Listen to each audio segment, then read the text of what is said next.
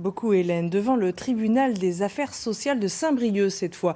Une ancienne agricultrice essaie de faire reconnaître sa maladie de Parkinson comme maladie professionnelle. Un combat qui fait écho à l'actualité concernant le cancer de la prostate qui devrait lui être bientôt inscrit au tableau des maladies professionnelles du régime agricole. Reportage Fabrice Leroy avec Jean-Marc Seigné.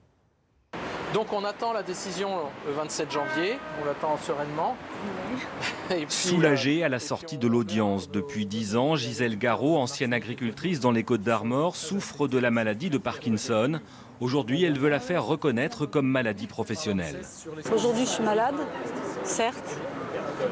J'aimerais bien que d'autres ne le soient pas. Pour moi, c'est trop tard. Mais ce qui n'est pas trop tard, c'est de m'exprimer et de dire là, il faut que ça s'arrête. L'évidence, c'est que cette dame a été agricultrice, qu'elle a utilisé beaucoup de pesticides, qu'elle a contracté une maladie de Parkinson, que le lien entre la maladie de Parkinson et les pesticides est aujourd'hui plus que confirmé.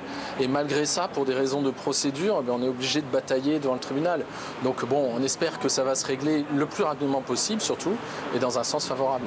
Un sens dans lequel s'inscrit la reconnaissance du cancer de la prostate comme une maladie professionnelle pour les utilisateurs de pesticides appartenant au régime agricole. À une question posée par le sénateur Joël Labbé, le ministre de l'Agriculture a répondu positivement. Un décret doit être pris prochainement.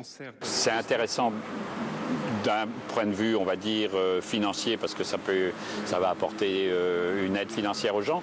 Mais surtout, pour nous, c'est que ça va accélérer la prise de conscience des gens, en particulier du milieu agricole, que ces produits sont extrêmement dangereux pour eux. Ils ne subissent pas les conséquences quand ils les utilisent, mais des années après. Pour le collectif de soutien aux victimes de pesticides, l'inscription d'une nouvelle maladie au tableau des maladies professionnelles, c'est une belle avancée dans le combat mené au quotidien depuis maintenant 6 ans.